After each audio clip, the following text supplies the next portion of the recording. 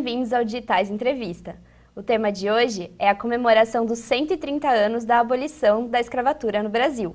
Nosso convidado de hoje é o Guilherme Oliveira, estudante de História da PUC Campinas e membro do Núcleo de Consciência Negra Teresa de Benguela.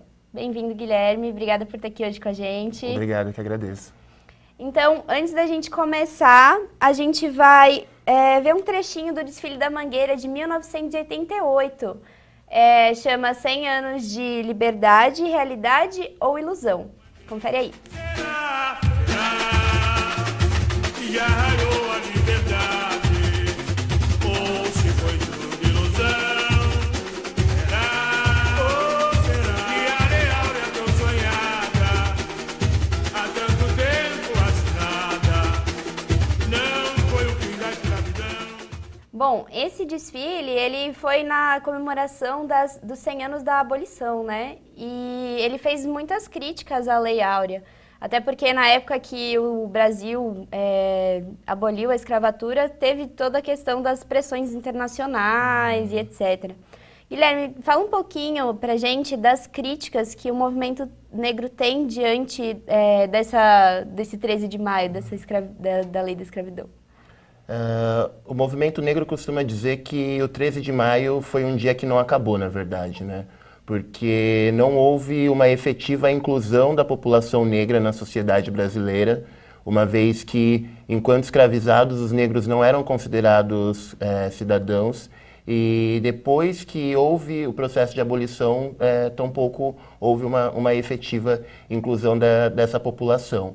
Então, não houve nenhum tipo de política, de estrutura para que essa população tivesse, de fato, um acesso à educação, um acesso a um ensino de qualidade, um acesso à melhoria de emprego, melhoria de saúde. Então, estruturalmente, a população negra continuou ocupando os melhores cargos, continuou ocupando os piores cargos, continuou indo para os piores empregos, para os piores lugares. Então, o 13 de maio não foi, de fato, uma libertação ou se efetivou enquanto uma melhora para a população negra, né? Então, a maior crítica é essa. Foi uma canetada, uma lei de 5, 6 linhas muito vaga e que disse várias coisas, mas não disse nada, né? Continuamos à margem da sociedade.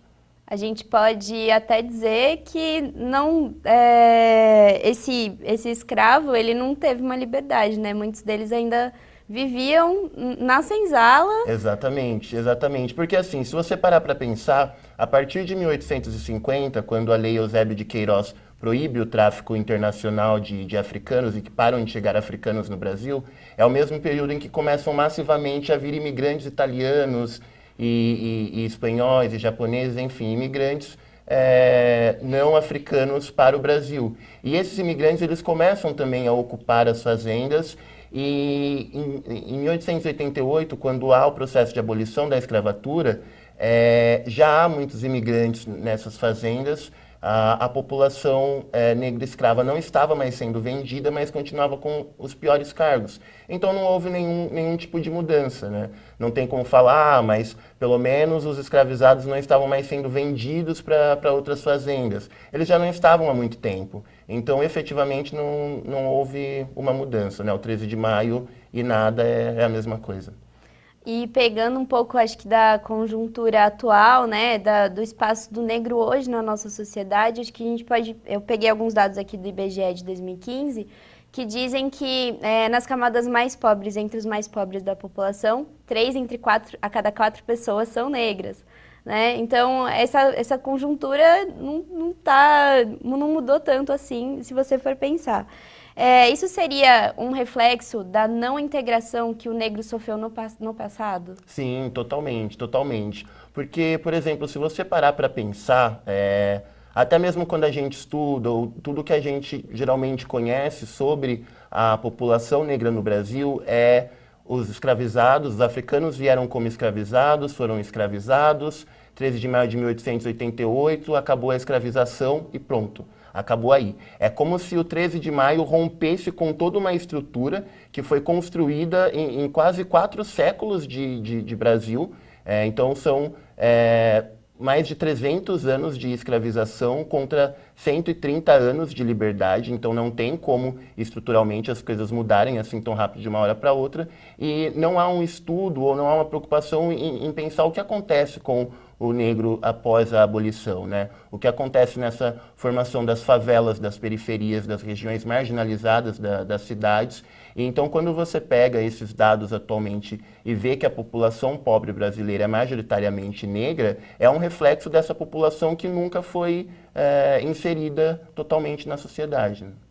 Ainda mais se a gente considerar que 54% da nossa população é negra, Exatamente. certo? E qualquer instituição, qualquer espaço institucionalizado que você olhar, você vai ver que você não tem 40%, 50% da população negra. Isso serve para instituições de ensino, instituições de poder, qualquer local que você olhar, institucionalmente são espaços racialmente brancos, né? A gente até tem um outro dado aqui do IBGE de 2017 que diz que os salários de trabalhadores brancos são 82% maiores que salários de trabalhadores negros, né? Diante de toda essa conjuntura que existe, o que tem sendo feito pelo movimento negro, esse combate a essa realidade? Você tem visto melhoras na situação? Eu tenho visto melhoras, mas ainda assim é muito pouco. Eu acho que, pelo menos nos últimos 30 anos, o movimento negro vem pressionando bastante as diversas esferas de poder em relação à sua efetiva inclusão. Eu vejo as políticas de ações afirmativas, por exemplo, como um processo de uma efetiva conquista da população negra para estruturalmente estar se inserindo nesses espaços, né? Então, a partir do momento em que há uma ampliação de bolsas de estudo, uma ampliação de acesso da população negra nas universidades, por exemplo, você já consegue quebrar uma barreira histórica, que é uma primeira geração de jovens negros entre 18 a 30 anos que estão se inserindo no universo acadêmico, que estão conseguindo ter um diploma, uma profissão mais qualificada e dar esse retorno para a família, e isso estruturalmente vai mudando as coisas. Então, são pequenas conquistas, né? A gente ouve muito falar sobre representatividade e uma força que o movimento negro conseguiu para que por exemplo, haja uma cota de população negra em concursos públicos, em cargos e dentro de espaços de mídia também, são conquistas que vão aos poucos quebrando essas barreiras estruturais historicamente construídas. Pensando nessa representatividade que você acabou de abordar, a gente lembra um pouco da questão do 13 de maio, né? O quanto que foi o protagonismo do negro no 13 de maio, que é totalmente diferente do 20 de novembro, que é uma data muito comemorada pelo movimento negro, né? Até é um feriado, que foi a morte de Zumbi, um grande guerreiro, né? Um representante da luta negra. Você diria que seria esse protagonismo que fez o movimento negro assumir o 20 de novembro e não o 13 de maio? Exatamente, é exatamente essa questão. Porque a chave da questão é você pensar do lugar do negro na história que é contada. Então, o 13 de maio, que é um acontecimento em que o negro ele é objeto, ele é passivo, ele é observado, né? Não representa de fato a população negra ou a participação dessa população. Agora você pega o 20 de novembro, em que você tem o negro enquanto sujeito de sua própria história, um sujeito ativo de sua própria narrativa, já é uma outra perspectiva que de fato faz com que Zumbi e com que Palmares e com o acontecimento do 20 de novembro seja lembrado enquanto um momento de luta, né? Uma representação de luta mesmo pela liberdade, pelos desejos dessa população negra. A gente pensa muito em história, você está cursando, né, história no momento, e dentro da escola a gente não escuta muito falar da cultura afro, né? Em geral a gente estuda sobre África, e apesar da Lei 10.639 de 2003, que obriga as escolas a estudar o conteúdo, né, da África e da cultura afrodescendente, algumas vezes a gente vê esse conteúdo ainda vacilar bastante. Eu queria que você me dissesse um pouco se você acredita que isso é parte de um racismo ainda velado que está na nossa sociedade? Eu acho que sim, sem sombra de dúvidas, porque o Brasil ele é formado 54% de população negra.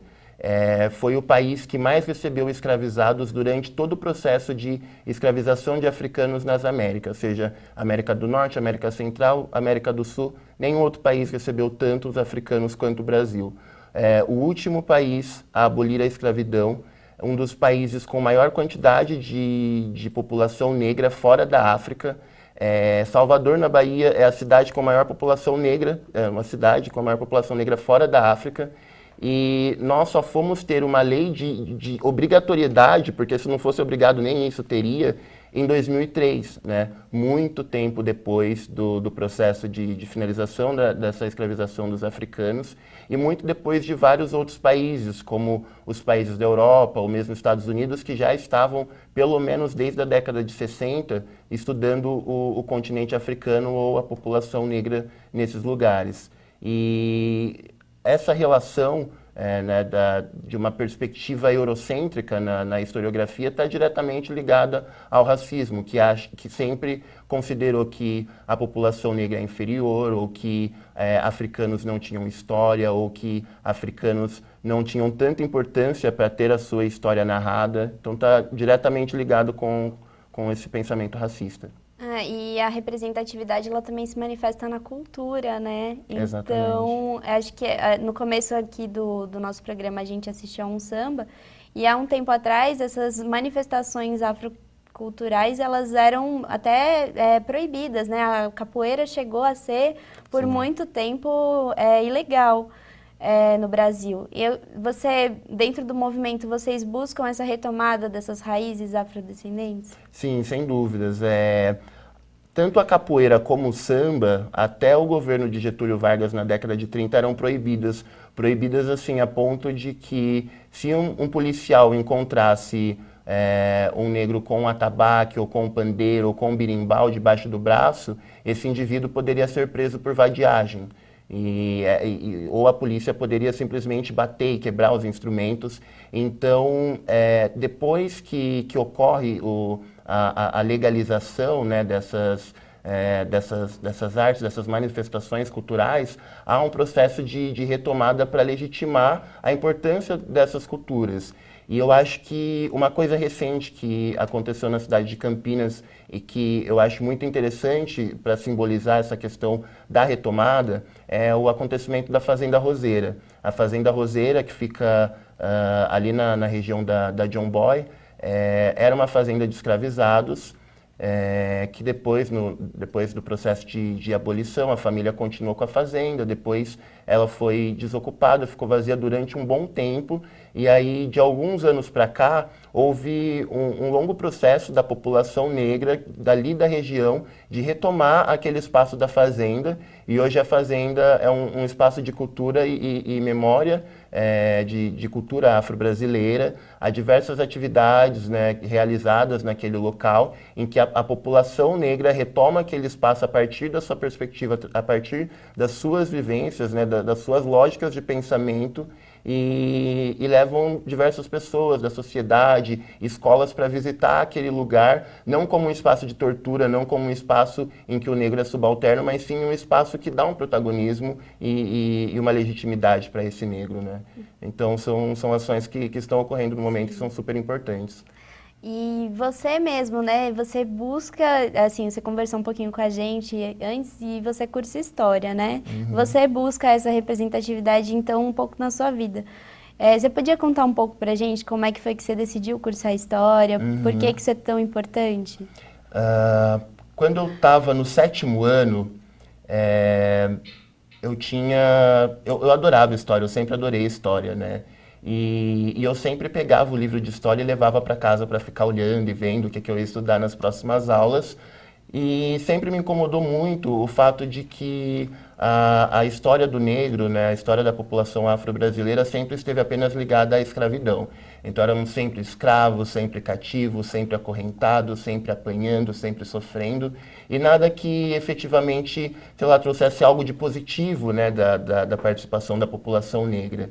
E no 7º ano, né, no livro, eu fui folheando e eu cheguei a um capítulo, que era o capítulo 11, lembro até hoje do número do capítulo. Olhei esse capítulo 11 e era um capítulo sobre história da África. Não era sobre negros no Brasil, não eram sobre escravos, era sobre história da África. Eram reinos africanos, eram sociedades africanas que eram complexas e que tinham poder e que tinham estruturas políticas e sociais incríveis. E aí eu estava super ansioso, e aí foi o capítulo 8, capítulo 9, capítulo 10, aí minha professora pulou para o capítulo 12. E aí eu cheguei nela e perguntei, professora, mas e o capítulo 11? Por que a senhora não ensinou esse capítulo? E ela falou, não é importante. E eu nunca aprendi o capítulo 11. Li assim por cima, mas não entendia direito na época, né? Então, a minha ideia, o meu objetivo em cursar História é poder retomar esse capítulo 11, é poder retomar essas narrativas do capítulo 11, né? Devolver o capítulo 11 para outros alunos que não tiveram oportunidade de tê-lo.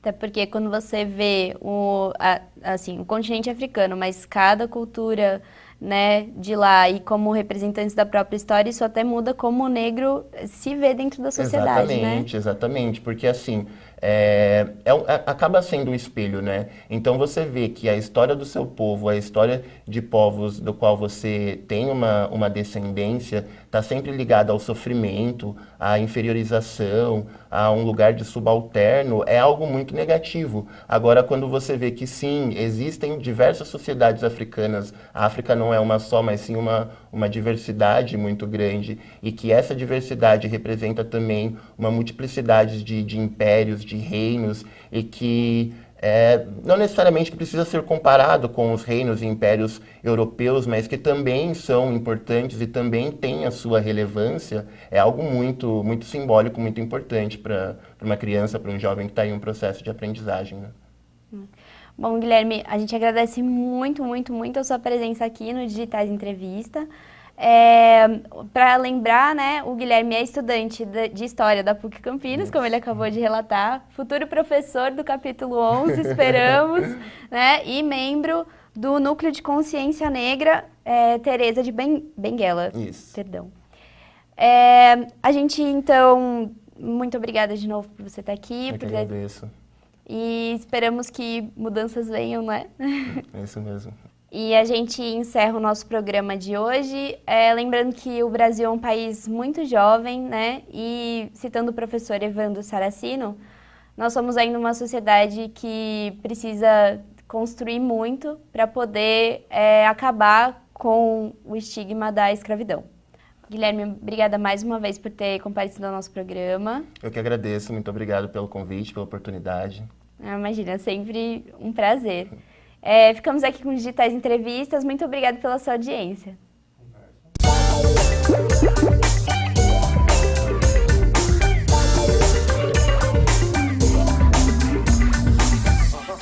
Em suma, a sociedade brasileira largou o negro ao seu próprio destino, deitando sobre seus ombros a responsabilidade de se reeducar e de se transformar para corresponder aos novos padrões e ideais de ser humano.